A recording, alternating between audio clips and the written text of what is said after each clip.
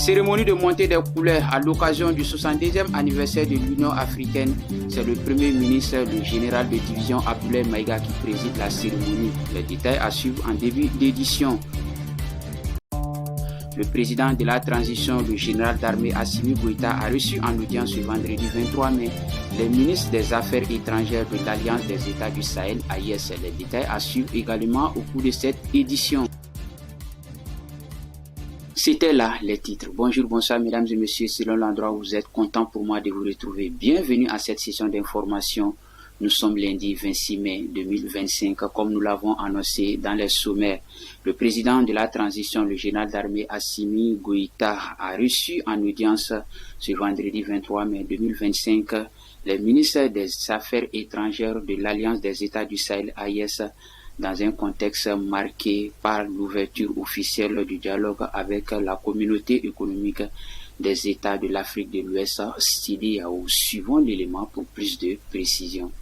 Conduite par le ministre malien des Affaires étrangères et de la coopération internationale, M. Abdel Diop, la délégation comprenait également l'ambassadeur du Burkina accrédité auprès de la République du Mali, du ministre burkinabé des Affaires étrangères et de la coopération régionale et des Burkinabés établis à l'extérieur, ainsi que le ministre des Affaires étrangères de la coopération et des Nigériens à l'extérieur. Au sorti de cette audience, le ministre Karamogo Jean-Marie Traoré a expliqué à la presse les objectifs de cette audience. Elle faisait suite aux premiers échanges officiels entre les représentants de la Confédération AES et ceux de la CEDEAO tenus à Bamako. Ces échanges s'inscrivent dans le cadre du processus de retrait coordonné du Mali, du Burkina Faso et du Niger de l'organisation sous-régionale. Cette première rencontre entre les deux parties a permis de définir le champ d'application du dialogue ainsi que le format des futures négociations. Les ministres ont rappelé que la CEDEAO avait initialement entamé des démarches individuelles, mais la Confédération AES a tenu à privilégier une approche collective et coordonnée. Le président de la Confédération à cet effet a prodigué de hautes orientations pour des futures étapes du dialogue avec la CEDEAO. Cérémonie de montée des couleurs à l'occasion du 72e anniversaire de l'Union africaine, c'était au pied du Tour de l'Afrique à Bamako, une cérémonie présidée par le Premier ministre, le général de division Abdoulaye Maïga. C'était ce dimanche 25 mai 2025. Amara Traoré pour les détails. C'est le Premier ministre, le général de division Abdoulaye Maïga qui a présidé ce dimanche 25 mai 2025 à la montée des couleurs africaines à la Tour de l'Afrique à Bamako. C'était à l'occasion du 72e anniversaire de l'Union africaine. À cette occasion, le chef du gouvernement s'est réjoui de la grande mobilisation des communautés africaines vivant au Mali et les a remerciés au nom du président de la transition, le général d'armée Assimi Goïta. Il a ensuite rappelé que le Mali, à travers le président Modibo Keïta, l'un des fondateurs de l'organisation de l'Union africaine, l'OIA, le 25 mai 1963, d'où l'attachement profond du pays à l'intégration africaine. Dans la Constitution, nous avons toujours inscrit que le Mali est prêt à abandonner tout ou partir de sa souveraineté au nom de la consolidation de l'unité africaine. A-t-il déclaré, le Premier ministre a ajouté que cette commémoration renvoie à la nombreuse défis appelant à un engagement véritable contre l'oppresseur et la manipulation, un combat pour la dignité, une occasion de reconnaissance.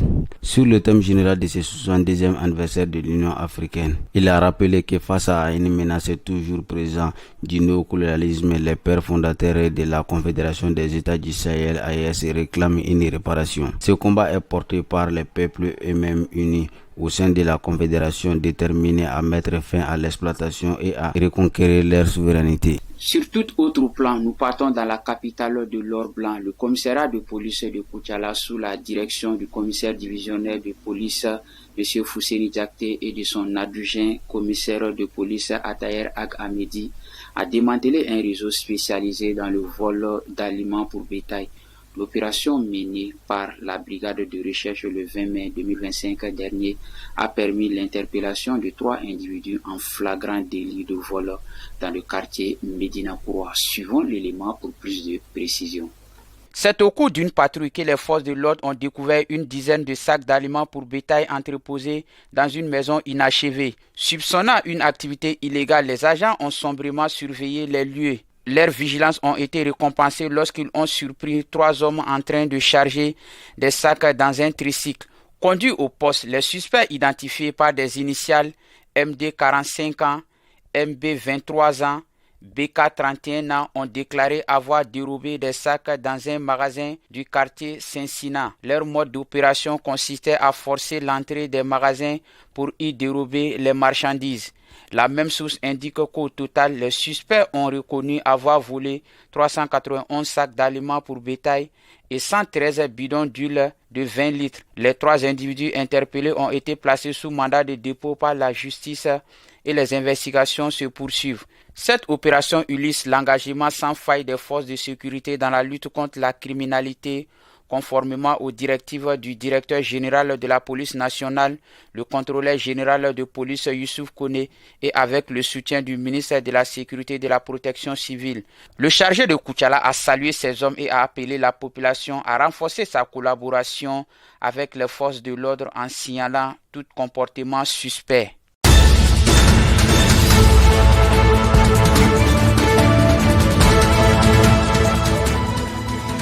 Chers téléspectateurs, c'est ce qui nous conduit vers les actualités hors de nos frontières. Le commentaire est signé Moufa Amara Traoré. Au Nigeria, environ 700 personnes ont perdu la vie entre 2021 et 2025 dans le sud-est du Nigeria, à la suite des violences liées au mouvement séparatiste du peuple autochtone du Biafra, hip-hop. Selon les informations, ces pertes humaines sont principalement associées au confinement imposé dans la région, des journées de paralysie économique initialement lancées comme des actes de désobéissance civile. L'hip-hop a instauré ces manifestations de sit-in en août 2021 dans les 5 États du Sud-Est pour exiger la libération de son leader Nnamdi Kanu, actuellement jugé à Abuja pour des accusations de terrorisme.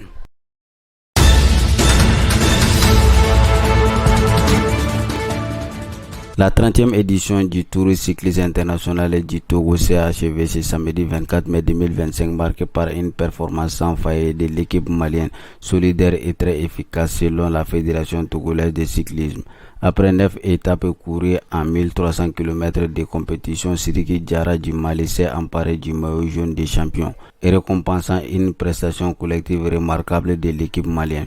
La dernière étape disputée ce samedi entre Jack Blé à la préférée et les rues animées de Lomé a été remportée par Libidou Soumaïla du Burkina Faso, devançant le Français Julie Amadoré arrivé second et le Malien Diallo Djandouba en 3e position. Cette arrivée spectaculaire a relevé l'intensité de cette ultime journée de course.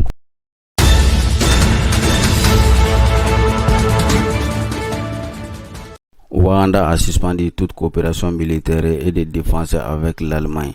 Kampala accuse le représentant diplomatique de Berlin d'activités qui menaceraient la sécurité nationale.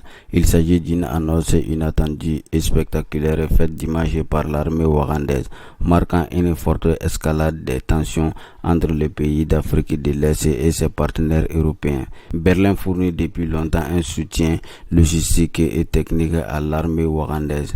Le commerce bilatéral entre les deux pays était évolué à plus de 335 millions de dollars en 2023, l'Allemagne exportant des machines et des produits techniques vers Ouganda.